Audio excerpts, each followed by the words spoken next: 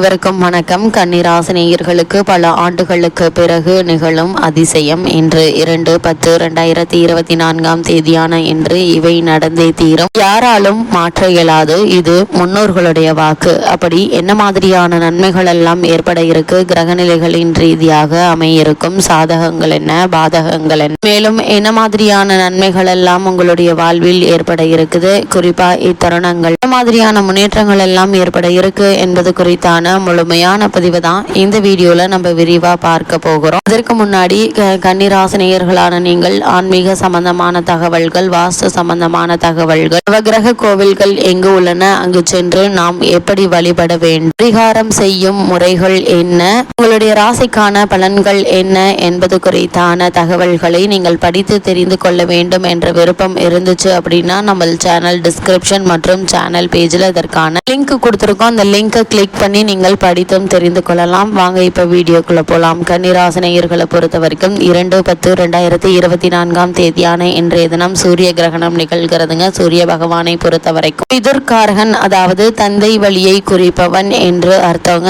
அப்படி இந்த சூரிய கிரகணம் நிகழக்கூடிய இன்றைய நாள்ல முன்னோர்களுக்கு திதி தர்ப்பணம் கொடுப்பது சிறப்பு. அதே போல் இன்றைய நாள் மகாலய அமாவாசையாகவும் கருதப்படுது. இந்த இரண்டு முக்கிய நிகழ்வுகளும் நிகழக்கூடிய இன்றைய நாள் மிக முக்கியமானதாக கருதப்படுதுங்க. அதற்கு முன்னாடி இந்த சூரிய கிரகணம் அப்படின்னா என்ன என்று பார்க்கும்போது, இந்த 2024 ஆண்டு இரண்டாவது சூரிய கிரகணம் அக்டோபர் 2, 2024 அன்று திட்டமிடப்பட்டுள்ளதுங்க. இது சர்வ பித்ரு அமாவாசை, அதாவது மகாலய அமாவாசை. மூதாதையர்களை வணங்கும் ஒரு நாளா அமைஞ்சிருக்குதுங்க. சந்திர கிரகணத்திற்கு 15 நாட்களுக்கு பிறகு இது வளைய சூரிய கிரகணமாக இருக்குங்க. இந்து மதத்தில் சூரிய கிரகணத்தின் முக்கியத்துவம் முக்கிய பங்கு வகிக்கிறது. அமாவாசை அன்று எப்போதும் சூரிய கிரகணம் நிகழும் என்று ஜோதிடம் கூறுகிறதுங்க.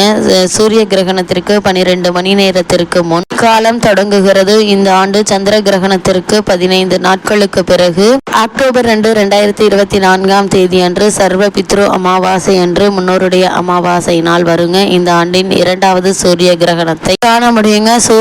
இந்த சூரிய கிரகணம் அப்படின்னா என்ன என்று பார்க்கும்போது, சூரியனுக்கும் பூமிக்கும் முன்னால் சந்திரன் நகரும் போது வளைய சூரிய கிரகணம் நிகழும் சூரிய கிரகணங்கள் அல்லது இந்த காலம் மத கண்ணோட்டத்தில் துரதிர்ஷ்டமாக கருதப்படுகிறதுங்க. இந்த ஆண்டு சூரிய கிரகணம் எப்போது நிகழ்கிறது என்று பார்க்கும்போது, இந்த ஆண்டு சந்திர கிரகணத்திற்கு 15 நாட்களுக்கு பிறகு அக்டோபர் 2, 2024 அன்று சர்வ பித்ரு அமாவாசை என்று இந்த மகாலய அமாவாசை நிகழக்கூடிய இன்றைய நாளில் சூரிய கிரகணமும் இணைந்து வருதுங்க. இந்த ஆண்டின் இரண்டாவது சூரிய கிரகணம் தெரியுங்க. சூரியனுக்கும் பூமிக்கும் முன்னால் சந்திரன் நகரும் போது வளைய சூரிய கிரகணம் நிகழும். இந்த கிரகணங்கள் அல்லது மத நிலைப்பாட்டிலிருந்து துரதிர்ஷ்டவசமாக கருதப்படுகிறது. இப்படிப்பட்ட இந்த சூரிய கிரகணம் இந்தியாவில் காணப்படுமா என்று கேட்டீங்கன்னா, இந்த 2024 ஆண்டின் இரண்டாவது சூரிய கிரகணம் அக்டோபர் 2 இரவு 9:13 மணிக்கு தொடங்கி இந்திய நேரப்படி அதிகாலை 3:17 மணி வரை நீடிக்குங்க. இந்தியாவில் கிரகணம் இரவில் நிகழும் என்பதால் அது தெரியவில்லைங்க. மேலும் கிரகத்திற்கு முந்தைய துரதிர்ஷ்ட காலமாக இந்த காலமும் அங்கு காணப்படாது. இந்தியாவிற்கு வெளியே இந்த சூரிய கிரகணம் இந்தியாவில் தெரியுமா என்று கேட்டால், இந்தியாவிற்கு வெளியே அர்ஜென்டினா, பசிபிக் பெருங்கடல், ஆர்டிக், தென் அமெரிக்கா, பெரு மற்றும் பிஜி போன்ற பகுதிகளும் ஆண்டின் கடைசி சூரிய கிரகணத்தை உங்களால் காண முடியுங்க. அது மட்டும் இல்லாம ஒரு வளைய சூரிய கிரகணம் சந்திரனின் மையத்தில் சூரியனின் வட்டத்தை முழுமையாக மறைத்து சூரியனின் விளிம்புகளை சுற்றி ஒரு புத்திசாலித்தனமான வளையத்தை விட்டு செல்லும் போது ஏற்படுகிறதுங்க. வருடாந்திர சூரிய கிரகணங்களை வகைப்படுத்தும் நன்கு அறியப்பட்ட நெருப்பு வளையம் விளைவு இந்த பிரகாசமான வெளிப்புற விளிம்பில் உருவாக்கப்படுகிறது. இப்படிப்பட்ட சூரிய கிரகணம் நிகழக்கூடிய இக்காலகட்டம் மட்டுமில்லாமல் மகாலய அமாவாசையான நிகழ்வும் நிகழக்கூடிய இத்தருணங்கள்ல கன்னிராசி நேயர்களுக்கு கிரகங்களுடைய சஞ்சார நிலைகள் என்ன என்று பார்க்கும்போது, ரிஷபத்தில் குரு பகவானும், மிதுனத்தில் செவ்வாயும், கன்னியில் சூரியன், சுக்கிரன், சந்திரன், புதன், கேது ஆகிய கிரகங்கள் இணைந்து சஞ்சரிக்கிறாங்க. துலாம் ராசியில் சுக்கிரனும், கும்பத்தில் சனி, வக்ரகதியிலும், மீனத்தில் ராகுவும் சஞ்சரிக்கிறாங்க.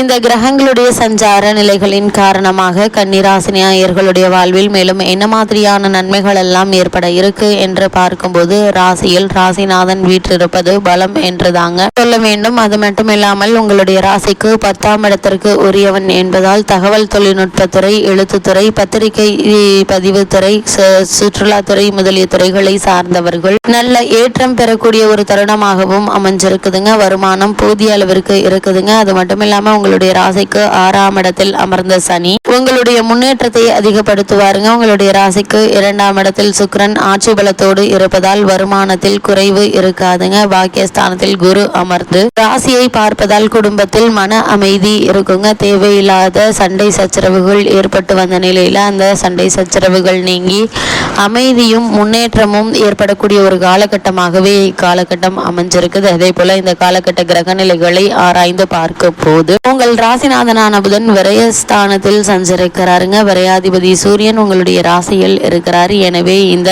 காலகட்டம் என்பது கொஞ்சம் கூடுதலாகவே இருக்குங்க. வீடு மாற்றம், இடமாற்றமும் எதிர்பாராத விதிகள் அமையும். இல்லத்தில் சுபகாரிய பேச்சுகள் கை கொடுங்க. உத்தியோகத்தில் நிறுவன மாற்றம் ஏற்படவும் வாய்ப்புகள் இருக்குது. தொழிலை பொறுத்தவரை குறுக்கீடுகள் வரலாங்க. எனவே தசாபுக்திக்கு ஏற்ப தெய்வத்தை தேர்ந்தெடுத்து வழிபடுவது நன்மையை தருங்க. அது மட்டும் இல்லாம தற்போது சனி பகவான் வக்ரத்தில் இருக்கிறாருங்க. இந்த காலகட்டம் முழுவதுமே உங்கள் ராசிக்கு 5, 6 ஆகிய இடங்களுக்கு அதிபதியானவர் சனி பகவான். அவர் வக்ரம் பெறும் பொழுது பிள்ளைகள் சில பிரச்சனைகள் உருவாகுங்க. பூர்வீக சொத்துக்களை பிரித்து கொள்வதில் தாமதம் ஏற்படும். உத்தியோகத்தில் உயரதிகாரிகளுடைய கெடுபிடி அதிகரிக்குங்க. வேலைப்பளும் அதிகரிக்க இருக்கு. உழைப்புக்கேற்ற ஊதியம் கிடைக்கவில்லையே என்று கவலைப்படுவீங்க. உடல் நலத்தில் கவனம் தேவைங்க. எலும்பு நரம்பு சம்பந்தப்பட்ட பாதிப்புகள் ஏற்பட்டு அகலுங்க. இதையும் திட்டமிட்டு செய்ய இயலாது. பொறுமையும் நிதானமும் தேவைப்படக்கூடிய ஒரு நேரமாக இக்காலகட்டம் அமைஞ்சிருக்குதுங்க. அது மட்டும் இல்லாம தற்போது உங்களுடைய ராசி புதன் பகவான் உச்சம் பெற்று சஞ்சரிக்கிறாருங்க. உங்களுடைய ராசிக்கு அதிபதியாகவும் தொழில் ஸ்தானத்திற்கு அதிபதியாகவும் விளங்கும் புதன் உச்சம் பெறுவது நன்மை தாங்க. தொழிலில் வெற்றி நடை போடுங்க.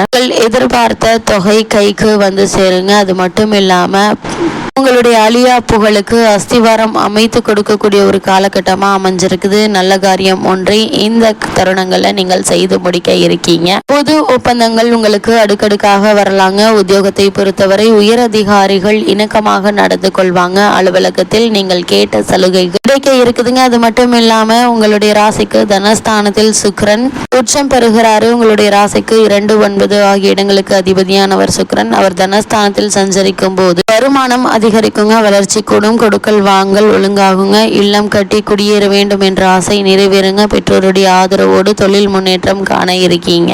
இருந்தாலும் கூட என்ன மாதிரியான விஷயங்கள்ல நீங்கள் கவனமாக இருக்க வேண்டும் என்று பார்க்கும்போது 7ஆம் இடத்தில் ராகுவும் ராசியில் கேதுவும் இருப்பதால் கணவன் மனைவி உறவுகள் கவனம் தேவைங்க. வாக்குவாதங்கள் வரலாங்க. அந்யோன்யம் பாதிக்கப்படாமல் பார்த்து கொள்ளுங்க. கணவன் மனைவியின் உடல் நலத்தில் கவனமாக இருப்பது நல்லது.